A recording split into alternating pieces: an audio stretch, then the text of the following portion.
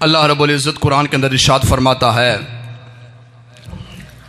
وَمَا لِأَحَدٍ عِنْدَهُ مِن نِعْمَةٍ تُجْزَى إِلَّا ابْتِغَاءَ وَجْهِ رَبِّهِ الْأَعْلَى۔ اس پر کسی کا کوئی دنیاوی احسان نہیں جس کا بدلہ دیا جائے۔ انہوں نے کسی کا بدلہ اتارنے کے لیے یہ نیکی نہیں کی۔ وَلَا سَوْفَ يَرْضَى، لیکن اس کا مال و دنیا صرف اپنے رب کی رضا جوئی کے لیے کی ہے، اور ان قریب ان کا رب ان کو آخرت میں جنت میں اتنی عزت اور کرامت عطا فرمائے گا کہ وہ اپنے رب سے راضی ہو جائیں گے۔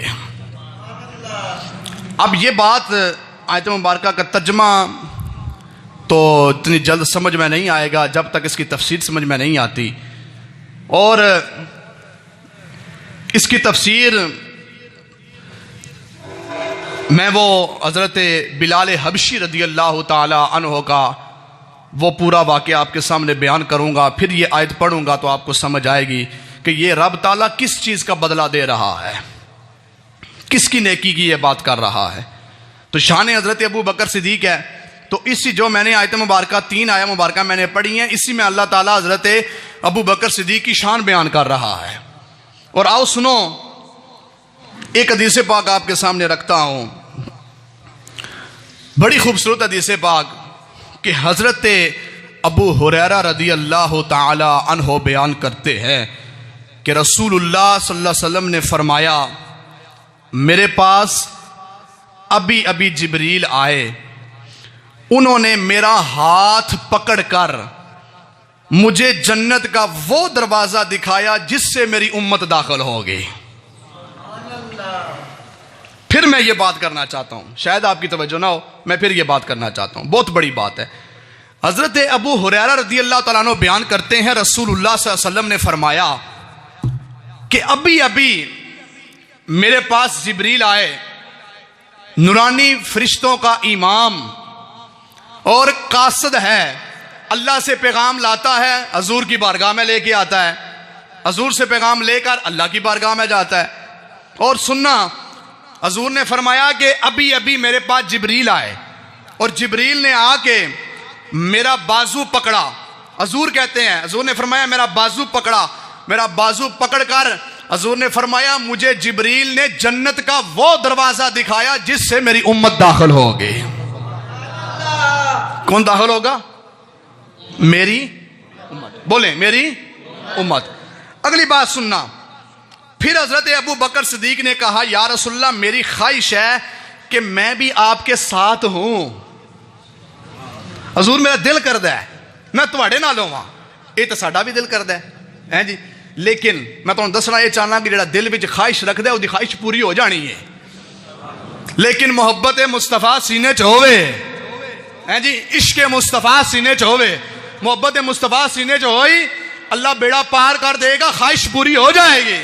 حضور نے دست دیتا ہے، حضور نے فرمایا کہ میں او دروازہ تکیا جس دروازے چوں میری امت داخل ہوے گی جی۔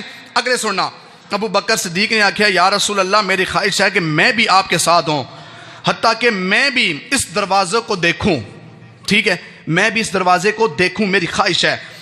تو حضور نبی کریم صلی اللہ علیہ وسلم نے فرمایا سنو اے ابو بکر، اب سننا حضور نے کیا انعام عطا فرمایا ابو بکر صدیق کو۔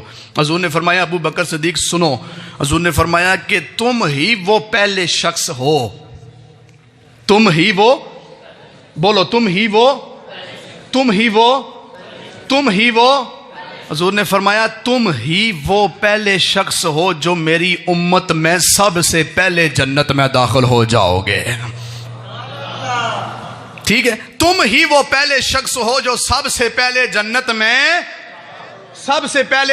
میں، یہ رسول اللہ نے فرمایا۔ سنن ابو داود سیاستہ کی معتبر کتاب ہے، یہ اس کی حدیث پاک میں نے آپ کے سامنے بیان کی۔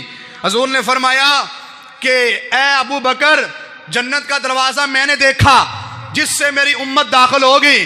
حضور نے فرمایا ابو بکر تو وہ خوش قسمت صحابی ہے جو سب سے پہلے جنت میں داخل ہوگا، میری امت سے پہلے جنت میں داخل ہوگا.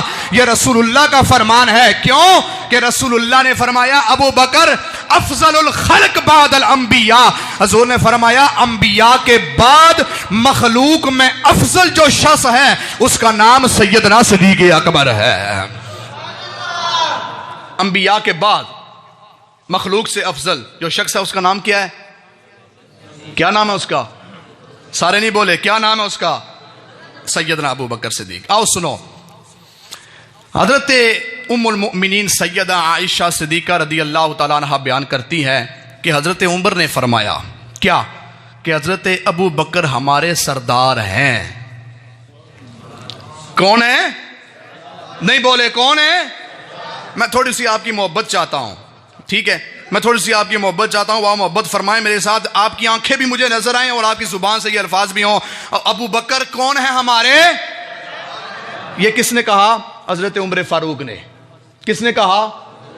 عمر فاروق وہ ہیں. حضور نے فرمایا لو کان بعدی نبی لکان عمر بن الخطاب. حضور نے فرمایا عمر وہ ہیں, اگر میرے بعد کوئی نبی ہوتا تو وہ عمر ہوتے. اگر عمر صحابی بنے ہیں پھر پتا چلا کہ حضور کے بعد کسی نبی نے آنا نہیں. اب یہاں پہ سننا, حضور نبی کریم صلی اللہ علیہ وسلم نے حضرت عائشہ کیا فرماتی ہیں؟ کہتی ہیں کہ حضرت عمر نے فرمایا کہ ابو بکر صدیق ہمارے سردار ہیں اور ہم میں سب سے افضل ہیں.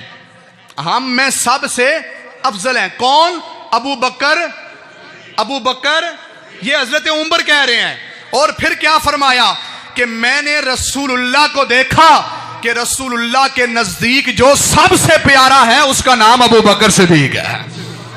ٹھیک ہے, جو سب سے پیارا حضور کے نزدیک جو سب سے پیارا ہے اس کا نام کیا ہے؟ ابو بکر صدیق. کس کا نام؟ ابو بکر. ابو بکر یہ شان ہے حضرت ابو بکر صدیق کی. ہم کسی صحابی کے گستاخ بولیں, ہم کسی صحابی کے گستاخ تے اسی ونڈ بھی نہیں کر دے کہ اے چنگا تے اے چنگا نہیں. ٹھیک ہے, حضور نے جنہ دے بارے فرما دیتا کہ حضور نے فرمایا میرے صحابہ ستاروں کی مانند ہے. ستاروں کی مانند ہے. یہ ستارے چمکتے رہیں گے قیامت تک. ٹھیک ہے, کبھی رات کو ایسے بھی ہوا ہے اور چاڑ چوڑ ہوئے یا بدل ہوئے وکری گل ہے, تو کدھر یہ بھی ہوا ہے کہ آسمان صاف ہوئے تو ستارے چمک رہا نہ رہے ہون, چمکتے نہ ہون. کدھر ویکھیا جے آسمان صاف بھی ہوئے تو ستارے چمکتے. حضور نے فرمایا میرے صحابہ ستاروں کی مانند ہیں. پتہ چلا کہ یہ ستارے قیامت تک چمکتے رہیں گے. کوئی بونکتا ہے پیا بونکتا رہے, اس کے بونکنے سے ہمیں صحابہ کو کوئی تکلیف نہیں ہے. صحابہ کی عزت کی کمی نہیں آئے گی. رسول اللہ نے فرمایا کہ میرے صحابہ ستاروں کی مانند ہے. میں تھوڑے سامنے ایک گل رکھنا, بندہ سورج نو ویکھے اور چمک بھی رہا ہوئے اور سورج کو بندے نو غصہ بھی ہوئے, جی بندے ایویں ٹسل بنا لیندے نا, جی ایویں بندے ایک ٹسل بنا لیندے. لیکن بندہ سورج نو ویکھ کے تو سورج وال تھکے اور تھک سورج تک جائے گا, وہ روشنی کمی آئے گی, اور نکلنا بند کر دے گا, اور نہیں چمکے گا, اور جہان نو نہیں چمکائے گا.